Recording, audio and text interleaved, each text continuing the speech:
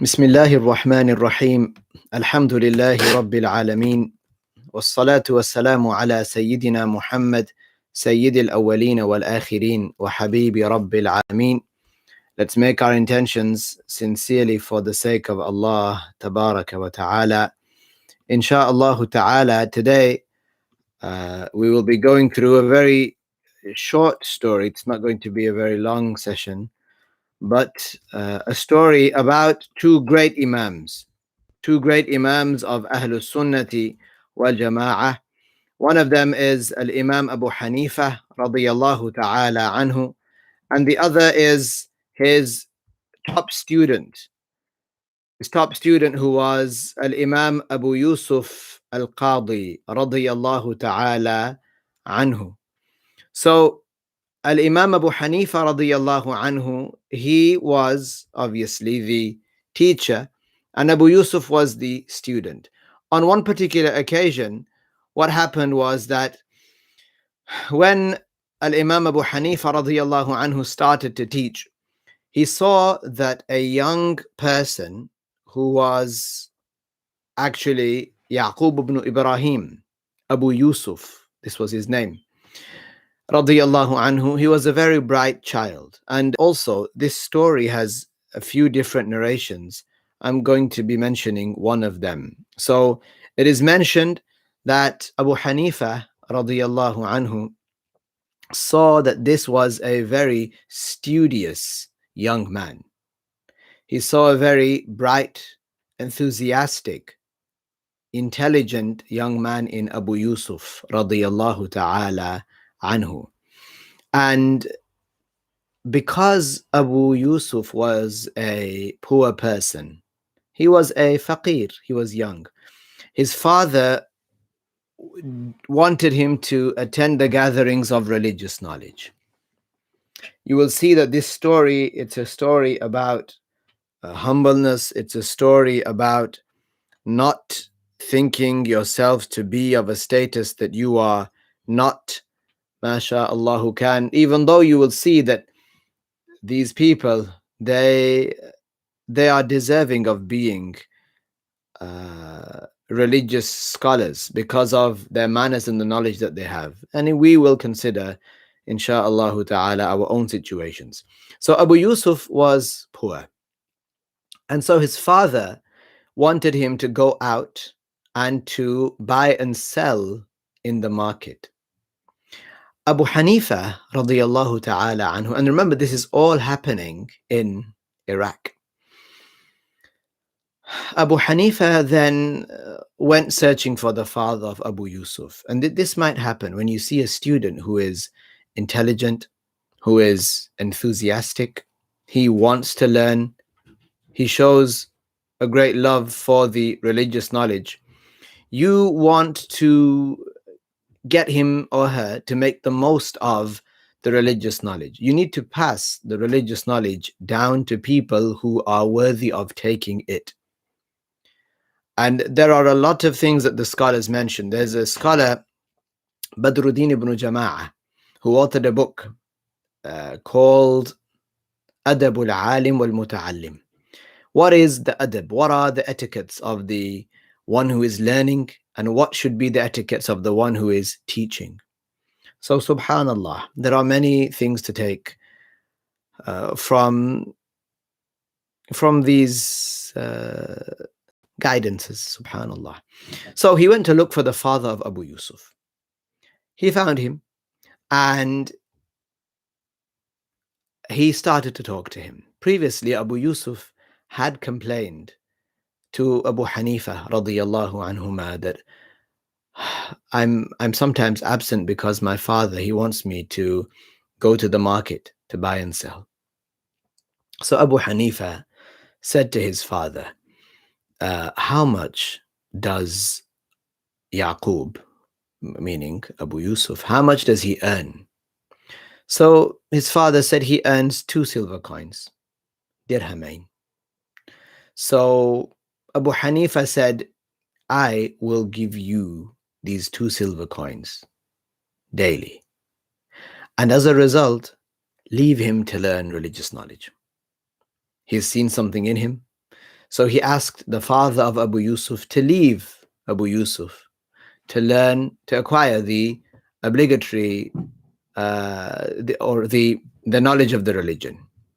So, subhanallah, Abu Hanifa also mentioned to him that your son will one day eat al-faludhaj. Al-faludhaj, it is, you could call it like an exotic drink, something that the kings of the past would eat.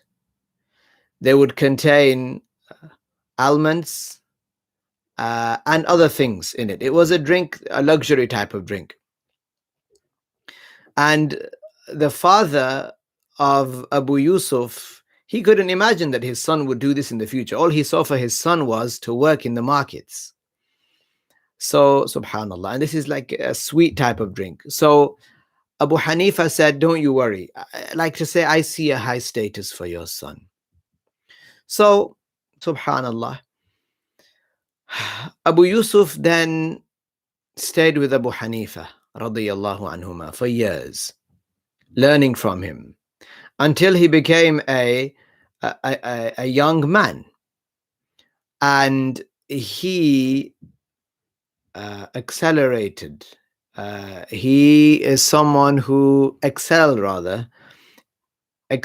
on top of the people that he was studying with. So he became the top of the class in the knowledges that Abu Hanifa radiyallahu anhu had taught him. Then imagine a teacher puts so much into a student, and then this student, he might go astray. This is not what happened here. Or this student might become ill or might die. So it's narrated that Abu Yoosuf became very ill. Subhanallah. And Abu Hanifa became fearful and sad. So he visited him. He saw his state, and subhanallah, Abu Hanifa, it's as though at the time he thought that Abu Yoosuf will die. And he was a young man. So some people heard Abu Hanifa saying as he left that, oh, Abu Yoosuf, I had hoped for you to take my place after me. Al-Imam Abu Hanifa was known in Iraq. At this time, Al-Imam Malik was alive in Al-Madinah, and there were many other scholars at this time who were alive. But people would go to the south, down to Al-Madinah, or they would go north to Al-Iraq, where the Hanafis were. The Malikis, they were in Al-Madinah with Al-Imam Malik. So Abu Hanifa radiyallahu anhu was a great scholar of his time. And for him to say that, for people to hear about Abu Yoosuf, that Abu Hanifa wanted him to take Abu Hanifa's place, this is something great. Subhanallah. So Abu Hanifa, he left. Abu Yoosuf, he regained his strength, and he was cured. This was about 2 days later. He bathed. He put on his clothes, his clean clothes, fresh clothes, and he went off to the gathering. He set off for the gathering of his teacher, Al-Imam Abu Hanifa, radiyallahu anhu. So somebody intercepted him on the way there, and they said to him, where are you going? He said, I am going to the lesson. I'm going to the session. So this person, or a few people, said to him, you're still learning? You're still learning? So focus on this. If you've taken the personal obligatory knowledge, then subhanallah, do you really know it all? Think about that. Do you know it all? If you do know it all, well done. MashaAllah, that's really good. It really is. Now continue learning. Learn more so you can have a more holistic look at the rules of the religion. So these people said to him, have you not, are you still learning? I mean, you've been with Abu Haneefah for years. You're still learning? And didn't you hear what Abu Haneefah said? He said, no, I didn't hear what Imam Abu Haneefah said. He said that, they said Abu Haneefah said about you that I was hoping that you would take my place after me. So they said this and they encouraged him. They said, yeah, subhanallah, you have acquired all the knowledge of Abu Haneefah, and had your sheikh passed away, had Imam Abu Haneefah passed away, he would have wanted you to sit in his place. So they encouraged him. It is thought that they encouraged him quite a lot to go into the masjid and to lean against a pillar, as the scholars would, and to open up his own session. This is what it was like in the past. You would go into a masjid and you had scholars who would have their own circles. So they would sit, they would choose a place to sit, and students would come and sit around them. And then they would teach. They would teach. So Abu Hanifa radiyallahu ta'ala anhu had a gathering where he would teach. So Abu Yoosuf entered the masjid and he sat down in another part of the masjid. So the masjids were quite big.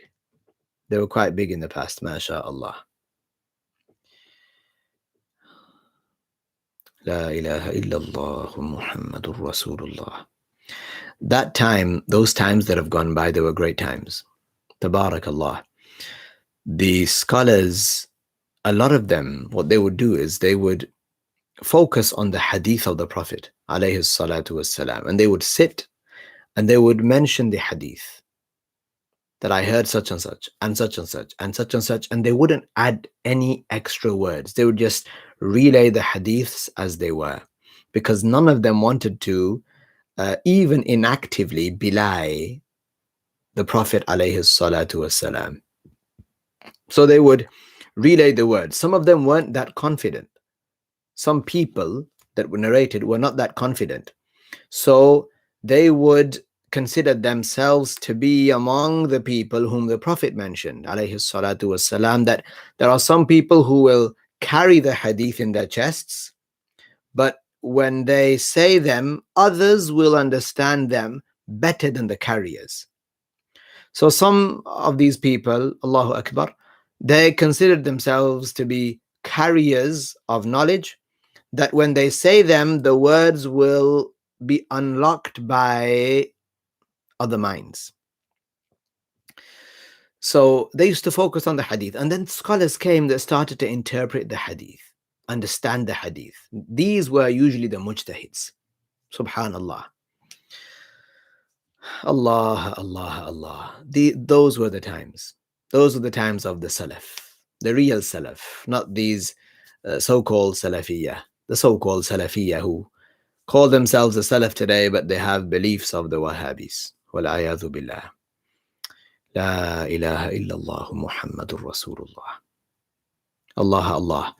So Abu Yoosuf, he went and sat in another part, in another part of the masjid. And he started to teach. So Abu Hanifa radiyallahu anhu noticed, and he asked, whose session is that? Because if it's a new scholar, then Abu Hanifa is humble radiyallahu anhu. He would have gone to learn from him. So they said, this is Abu Yoosuf. And Abu Hanifa radiyallahu anhu was surprised that, MashaAllah, this person, he is, this person, Abu Yoosuf has been cured and he's come back. And he didn't come back to the session, which is fine, MashaAllah. But this was the student of Abu Hanifa. He maybe would have expected that there are still a few things for Abu Yoosuf to learn. But anyway, so he started to teach people, and Abu Hanifa radiyallahu anhu, he called one of the students that was in his gathering. Abu Hanifa called one of them over. And he said, I want you to go to that gathering over there, to the gathering of Abu Yoosuf, and ask him a question. So he said, okay. So this student, he went from the gathering, the circle of Abu Haneefah, to the circle of Abu Yoosuf al-Qadi. And he said to him, I have a question. So he said, yes. So this student, he said, the case is that a man, if he gives someone a piece of clothing or a cloth, okay, whether it's made of cotton or whatever it is, he gives, or polyester, he gives this to a tailor, and he gives it to the tailor to shorten it. He wants it's like a jubbah, whatever it's made of, and he wants him to shorten it. So he leaves, and when he comes back after a few days to reclaim, to receive his piece of clothing shortened, the tailor says, you did not give me a piece of clothing. So this man then, when goes to the authorities, he complains, and the authorities, they go to this person's place. The question is, O Imam Aba Yoosuf, does the tailor, he's obviously stolen this, but does the tailor deserve a wage for the job he did?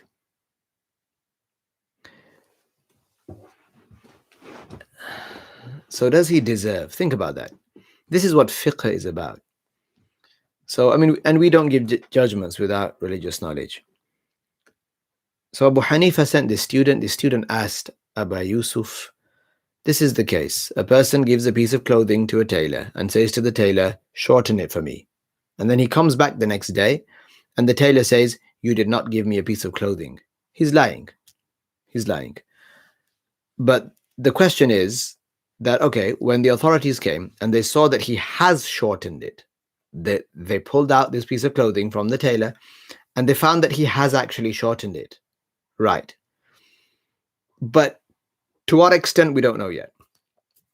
So the question was, does he deserve a wage? Because he's actually shortened it.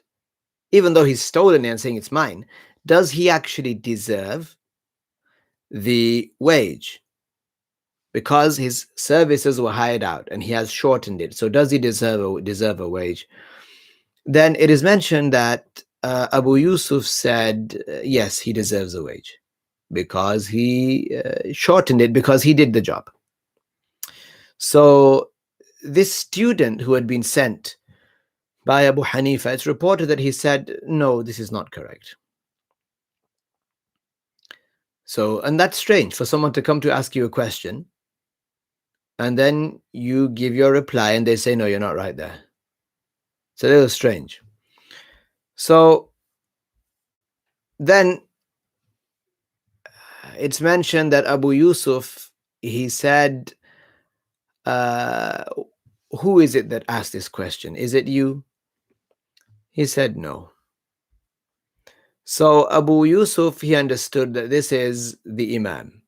So already Abu Yoosuf is feeling like, subhanallah, maybe it wasn't time for me to start teaching by myself. Maybe it wasn't time for me to start teaching, to have an independent session. So he went to Abu Haneefah. And Abu Haneefah said to him, the answer to this case is that, does he deserve a wage or does he not deserve a wage? We look at the amount that he shortened the piece of clothing. Did he shorten it? Did he trim it according to the measurements of the actual owner?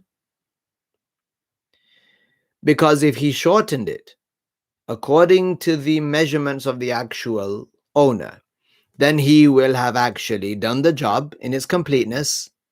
And then after that, he's lied and said, this is my piece of clothing. So here, he would deserve the wage because he did the job. However, if he trimmed the piece of clothing according to his own measurements, his own size, then that means he didn't do the job. So he wouldn't deserve a wage.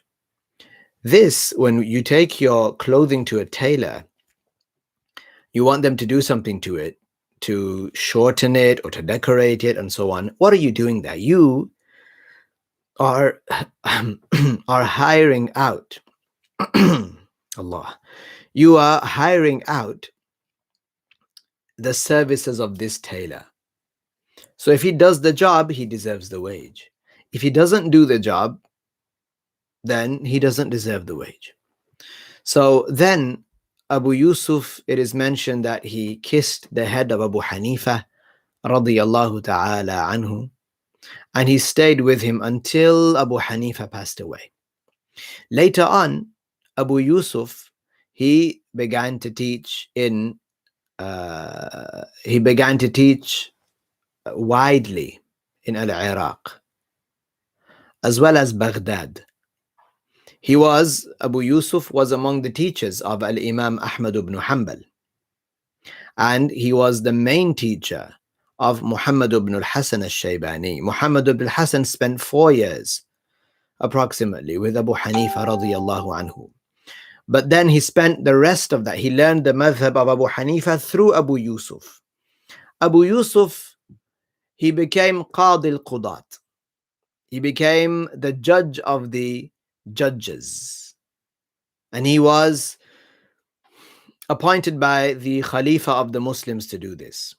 And one day, some people came from a faraway land, and they, as he was sitting in his chair, Abu Yoosuf, of the chair of the judge, so he was a mujtahid, a pious person, a judge, and the Khalifa, he came to Abu Yoosuf and he gave him something to eat. And it was al-faludhaj, which was this luxurious type of drink. Not extravagant, but it was sweet and it had almonds in it. And so Abu Yoosuf, he looked at it and he laughed. So the Khalifa asked him, why are you laughing? And he said, Subhanallah. He had in his mind that Abu Haneefah, all those years ago, he said as an exclamatory statement that your son, to the father of Abu Yoosuf, your son will be big. Your son will be very pious and he will have a high status.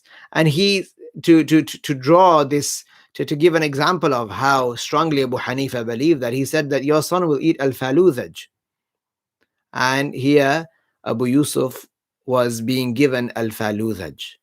And that was perhaps from the kashf. That was perhaps that Allah tabaraka wa ta'ala created that knowledge within the heart of Abu Haneefah radiyallahu anhu without him even knowing that it is true, a feeling that he got. So he said it. Abu Haneefah radiyallahu anhu, Abu Yoosuf radiyallahu anhu, and Muhammad ibn al-Hasan al-Shaybani. And let's not forget Zufar ibn al-Hudhayl. These are all mujtahids of the school, of the Hanafi school. All of their sayings, all of their individual madhabs annexed together are called the Hanafi madhab. And about more than half of the world, they follow the Hanafi school. However, those that follow the Shafi'i school, they are obviously still Ahlus Sunnati wal Jama'ah. They are Muslims, they are our brothers. Likewise, the Maliki school. Likewise, the Hanbali school. And the Hanbalis, there are not as many today. You would find some in Iraq, amongst Ahlus Sunnati wal Jama'ah. Sufiya also, amongst Ahlus Sunnati wal Jama'ah. May Allah Tabaraka wa Ta'ala grant our children humbleness. May Allah Tabaraka wa Ta'ala grant our children the ability to do good. May Allah plant the seeds of love for the religious knowledge in the hearts of our children, and may Allah grant us and our children the love for these personalities, Abu Haneefah, Abu Yoosuf, and so on, and give us the ability to follow in their footsteps. They were following in the footsteps of the Prophet alayhi salatu wasalam. I ask Allah to grant us a good end.